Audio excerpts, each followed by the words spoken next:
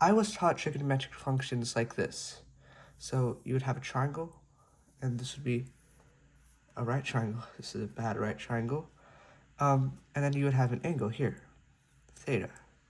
Now, the sine of theta would be equal to this opposite side, opposite to the angle, and then the hypotenuse. So sine of theta would be equal to opposite over hypotenuse. Or if this was equal to 13, this is 12, and this is 5. It does not look according to size. But if this happened to be the case, then the sine would be equal to 12 over 13. The cosine would be equal to the adjacent side over the hypotenuse, so it would be equal to 5 over 13. And then the tangent, would be equal to the opposite side over the adjacent side, so it would be equal to 12 over 5. Now, another way that you could have been introduced to trigonometric functions would be using a unit circle.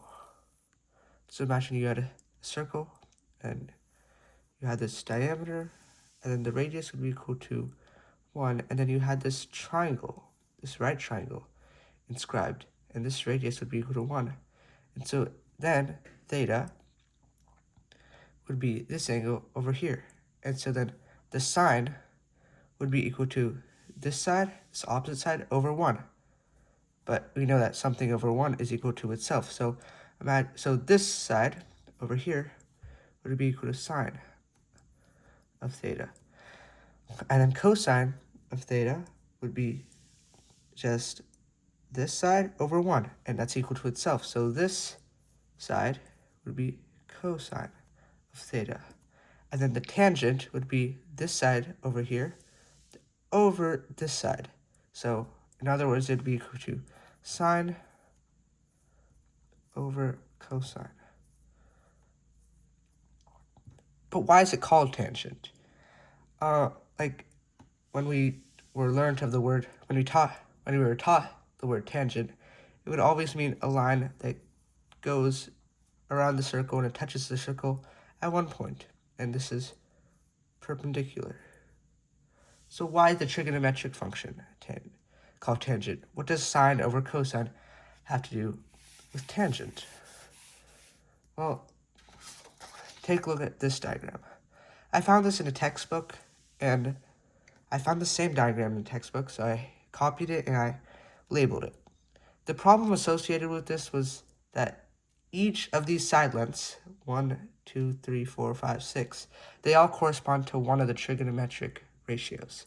So sine, tangent, cosine, cotangent, secant, and cosecant.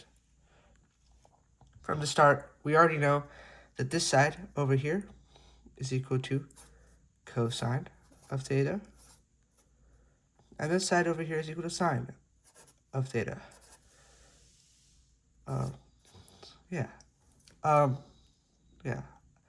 This is just basic stuff from the unit circle. But what about the other 4? So the first thing that we can do is we can see that this line over here is tangent to the circle. That's going to give us a hint to what these two line segments could be. So because it's tangent to this radius is perpendicular. So this is a right triangle. Now, because this triangle OBD is a right triangle, what we can do is we can flip it. We can flip this like that. And what we get is we get this. And this is B, this is D, and this is O. So since this is equal to 1, we can flip it, and this side on the bottom would be equal to 1. And then this angle here is theta, and if we flip it, then this angle here is theta. Now, let's see what happens when we calculate tangent of this triangle. So this is equal to the opposite, this O, over 1. But in other words, this line segment dB over 1 is equal to tangent. We know that something divided by 1 is equal to itself. So dB in this diagram is the tangent. So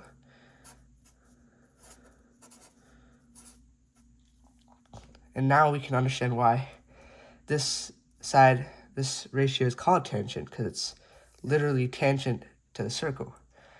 And we can take a guess to what this angle might be. It might be cotangent, but let's prove that first.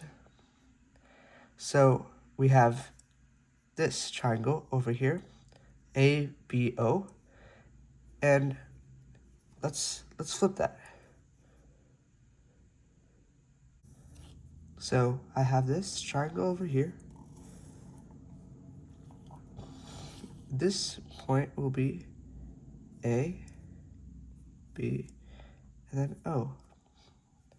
And then this is a right angle, just like how this is a right angle. And so you have this triangle now. Now this triangle, let's fill out the side lengths. This on the bottom is 1. And then this angle over here is just 90 minus theta. But since these two angles are complementary, but so are these two angles, which means that angle A must be equal to theta, because triangle side lengths add up to 90. This is a right triangle over here, so these two angles have to add up to 90. But so do these two, so this must be theta. So knowing that angle A is theta, we can just figure out what tangent might be on this triangle. So the opposite side is equal to 1. The opposite side over the adjacent side. You can call that, which is equal to AB.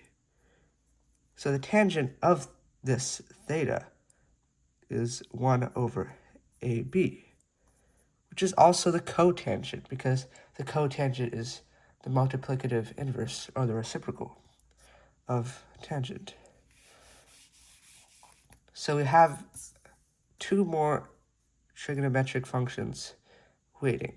So cotangent, secant, and cosecant.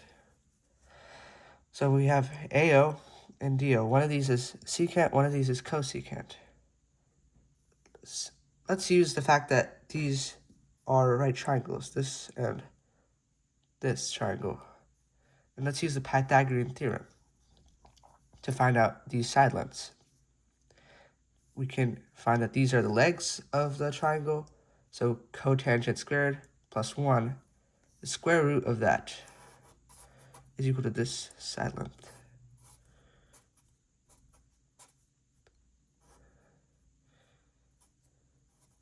And then same over here.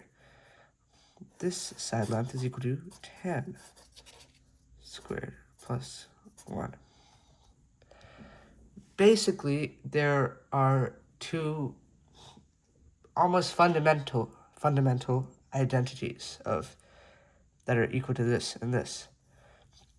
One of these identities is that cotangent squared plus 1 is also equal to cosecant squared. So this side length, AO, is equal to cosecant. Yeah. And then this tan squared plus 1 is also equal to secant squared.